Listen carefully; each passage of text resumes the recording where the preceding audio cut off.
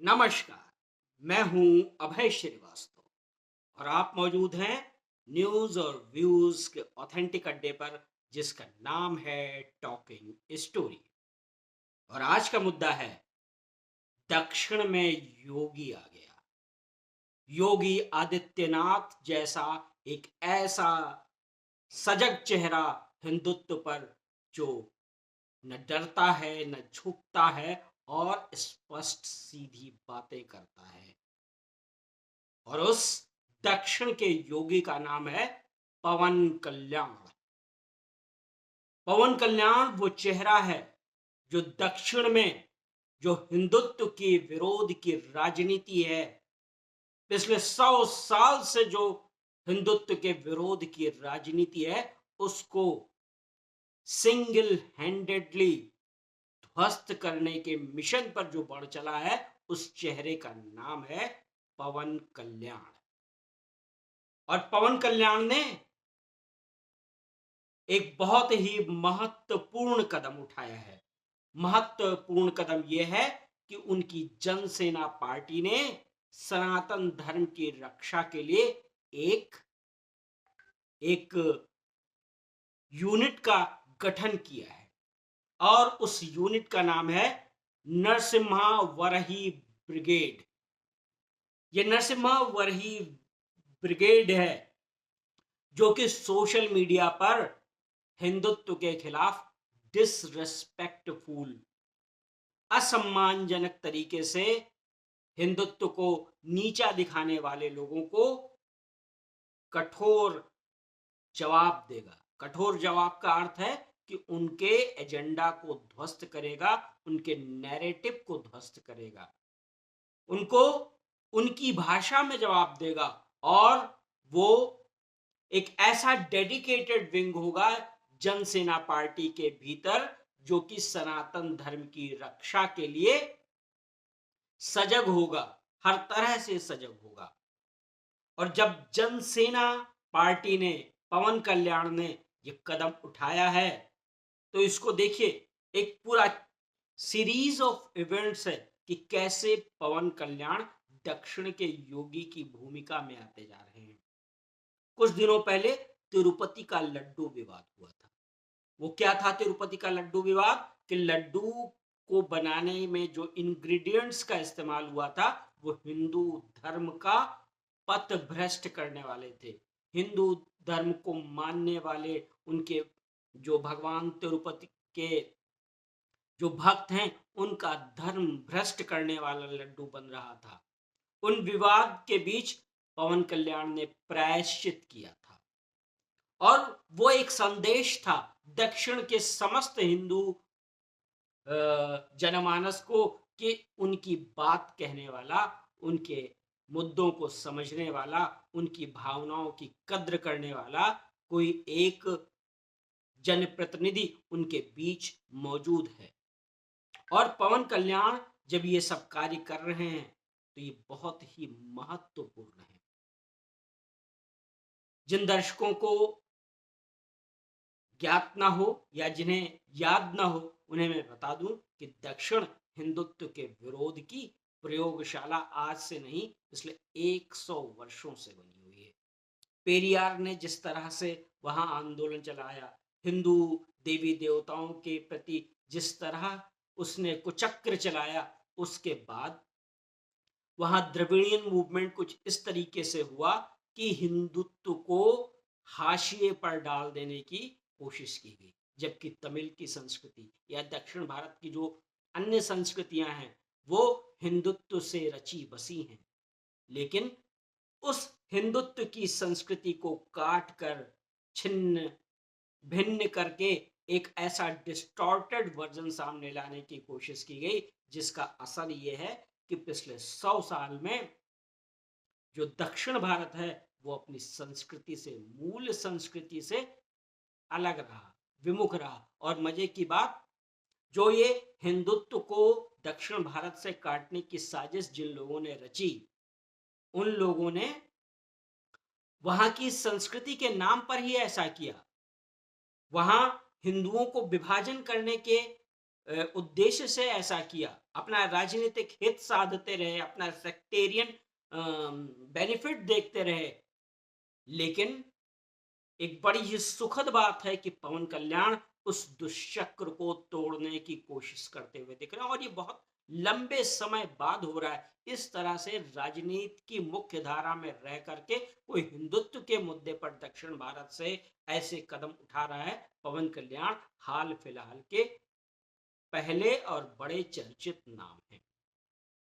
और जब पवन कल्याण ये कार्यक्रम, ये वीणा उठा रहे हैं, तो फिर समझिए कि उस वक्त दक्षिण भारत में जो दूसरी शक्तियां हैं वो किस तरह से वो भी सक्रिय हैं, इसको भी मैं बता देता हूं। कोरोना बता करके सनातन को जो नष्ट करने की बात जिस उदयनिधि स्टालिन ने की, वो तमिलनाडु के उप मुख्यमंत्री बन चुके हैं। उनका कद इसी बात से बढ़ गया कि उन्होंने सनातन को नष्ट करने की बात की थी। और उदयनिधि स्टालिन का ताजा बयान क्या है? ताजा बयान ये है कि वो ये कह रहे हैं कि तमिलनाडु और केरल दो मोस्ट प्रोग्रेसिव स्टेट्स हैं भारत के, क्योंकि उन्होंने फासिस्ट और कम्युनल फोर्सेस को दूर रखा है। ठीक है, तमिलनाडु और केरल का में औद्योगिक विकास तेज हुआ, वहां की विकास दर बढ़ी रही, वहां शिक्षा का भी स्तर ठीक है।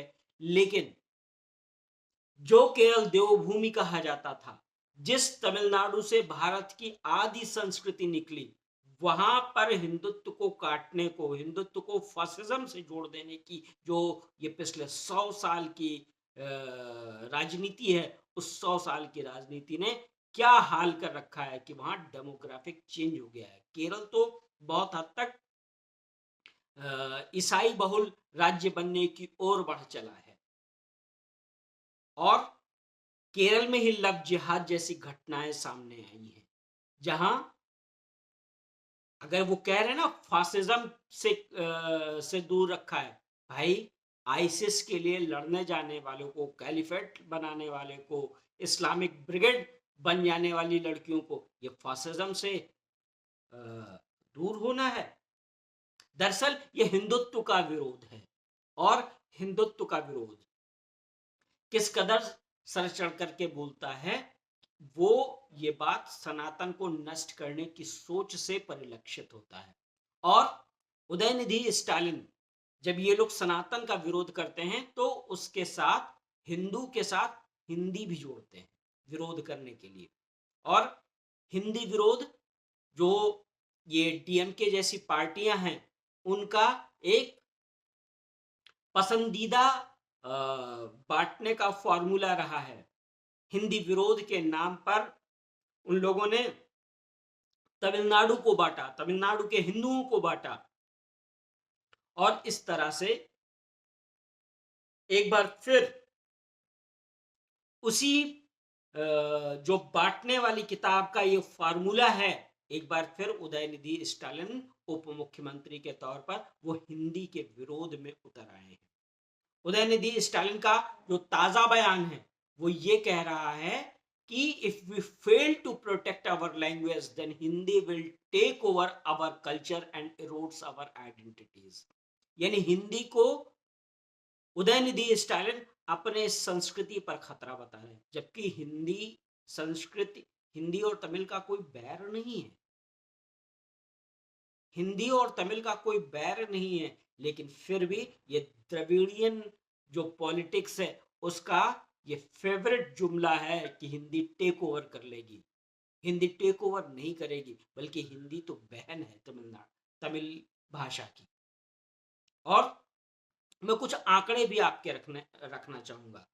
तमिलनाडु में करीब करीब 97% लोग तमिलियन बोलते हैं, और तमिल हिंदी बोलने वालों की संख्या सिर्फ 2% है या उससे थोड़ा सा अधिक है। तो क्या, अगर हिंदी का विरोध क्यों हो रहा है? 2% लोग 97% भाषा बोलने वालों को टेक ओवर कर लेंगे? तो ये एक तरीके से हौवा बैठाना नहीं हुआ, जबकि ये लोग कभी अंग्रेजी का विरोध नहीं करेंगे, जबकि अंग्रेजी तो एलियन भाषा है, भारत भूमि पर पैदा हुई भाषा नहीं है, यूरोप से आई हुई भाषा है, पश्चिम के देशों से आई हुई भाषा है। और इसी तमिलनाडु में करीब करीब 19% लोग अंग्रेजी बोलते हैं, लेकिन इनको अंग्रेजी से कभी खतरा नहीं नजर आएगा, इनको 2% हिंदी बोलने वालों से खतरा आएगा, जबकि हिंदी और तमिल कहीं ना कहीं सांस्कृतिक तौर पर या अपने व्याकरण के भाषा विन्यास के तौर पर कहीं ना कहीं एक दूसरे से सामंजस्य रखते हैं, मेल खाते हैं। तो ये क्या है? ये सिर्फ और सिर्फ सनातन के विरोध का एक नया जुमला है, क्योंकि हिंदी और जैसे नरेंद्र मोदी काशी तमिल संगमम चलाते हैं, तो उसके पीछे उद्देश्य क्या है कि जो नॉर्थ की संस्कृति है और दक्षिण की संस्कृति के बीच जो कनेक्ट रहा है, जो पुल रहा है, जो भाषा का, संस्कृति का, उसको फिर से रिवाइव किया जाए। लेकिन ये जो द्रविड़ मूवमेंट के नाम पर इस ब्रिज को तोड़ देने की कुत्सित मानसिकता का नाम ये हिंदी विरोध है, कुत्सित मानसिकता का नाम जो है हिंदुत्व का विरोध है, सनातन का विरोध है। और जब मैंने कहा कि पवन कल्याण इस ब्रिज को जो तोड़ने की साजिश करने वाले लोग हैं उनके खिलाफ एक मुहिम लेकर के आगे बढ़ गए हैं, तो उनको ये दक्षिण का योगी कहना चाहिए। और आजकल योगी आदित्यनाथ का जो मशहूर वक्तव्य है वो सनातन को बांटने वालों के परेशान करके छोड़ रखा है उसने। योगी आदित्यनाथ ने कहा है बटेंगे तो कटेंगे, और अब इस बटेंगे तो कटेगा, बटेंगे तो कटेंगे का जो संदेश है वो किस तरह से परेशान कर रहा है कि समाजवादी पार्टी नए नए तरीके से हर दिन उसके विरोध का कोई ना कोई मुद्दा, कोई ना कोई नारा, उसकी कोई काट खोजने की कोशिश करती है। ताजा पोस्टर है समाजवादी पार्टी का, मठाधीश बांटेंगे और काटेंगे। शब्दों पर गौर कीजिएगा, मठाधीश बांटेंगे और काटेंगे। क्यों भैया? मौलाना नहीं बांटेंगे, मौलाना नहीं बांटेंगे, मठाधीश बांटेंगे। आप दरअसल हिंदुत्व के, सनातन के विचारधारा के विरोध में है, और हिंदुत्व जो भारत की मूल संस्कृति है उसके विरोध में इस तरह से, इसीलिए आपके मन में इस तरह का विचार उत्पन्न होता है। योगी ने अगर हिंदुओं से कहा है, सनातन को मानने वालों से कहा है बटेंगे तो कटेंगे, तो ये कैसे कम्युनल हो सकता है? उन्होंने तो एक आगाह किया है कि भाई बटना नहीं है हमको।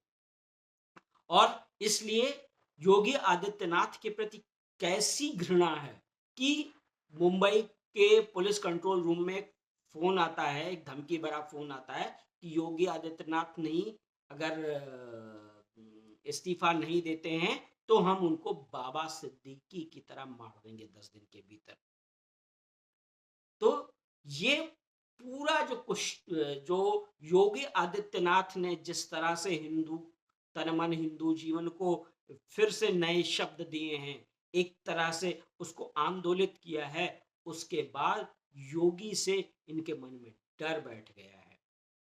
और जब योगी से डर बैठ गया है तो फिर मैंने जैसे कहा कि दक्षिण में पवन कल्याण उसी मिशन पर आगे बढ़ चले हैं।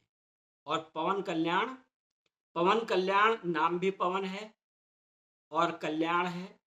और याद कीजिए, जब मोदी के तीसरे टर्म का शपथ ग्रहण, जो एनडीए की मीटिंग हुई थी शपथ ग्रहण से पहले, उसमें नरेंद्र मोदी ने पवन कल्याण को हनुमान कहा था।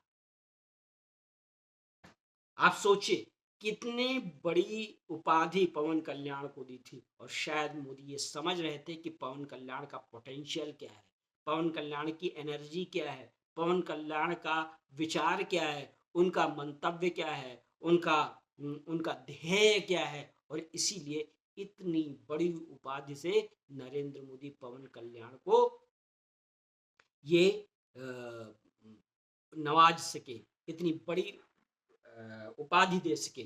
तो पवन कल्याण अगर दक्षिण में ये चर्न आउट करते हैं, हिंदुत्व का एक पोस्टर बॉय बनते हैं, तो दक्षिण की राजनीति बदलेगी।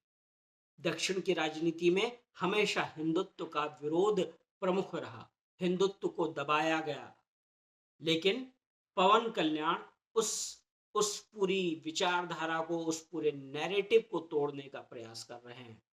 और बीजेपी के जो तमिलनाडु अध्यक्ष हैं अन्नामलाई, वो भी अपने इंटेलेक्ट से और no compromise on Hindutva ideology, उससे एक बड़ा ही पॉजिटिव माहौल वो भी बना चुके हैं। तो ये दक्षिण में हिंदुत्व को लेकर के एक रिवाइवल की जो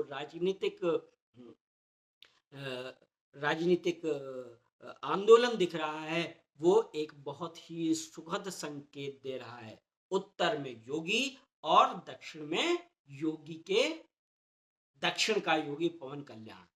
तो इस तरह से उम्मीद की जानी चाहिए कि दक्षिण में भी हिंदुत्व का नाम लेने वाला, हिंदुत्व को जो काट दिया गया था मुख्य धारा से, हिंदुत्व को मानने वालों को जो सांप्रदायिक कह करके उनको जो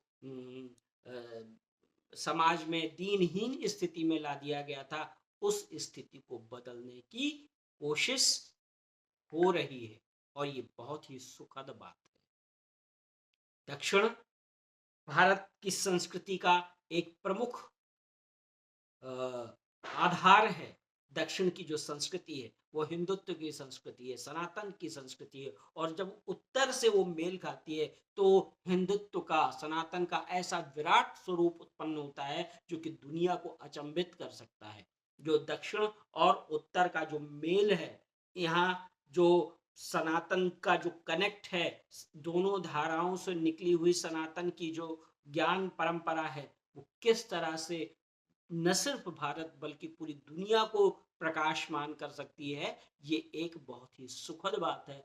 और पवन कल्याण जैसे नेता अगर दक्षिण के योगी के रूप में अपने मूवमेंट को और मजबूत कर सके, तो ये सनातन को कोरोना HIV बताने वालों के दिन लद जाएंगे। बहुत दिन नहीं, जब इनके दिन लद जाएंगे। आपको मेरी ये एनालिसिस कैसी लगी आप मुझे जरूर बताएं। आप मेरे चैनल को सब्सक्राइब कर लें, बेल आइकन दबाएं, और मैं आपको भारत की राजनीति और भू राजनीति से जुड़े हुए ऐसे ही मसलों पर अपनी एनालिसिस देता रहूंगा। आप मेरे नए वीडियो का इंतजार करें। तब तक धन्यवाद, नमस्कार।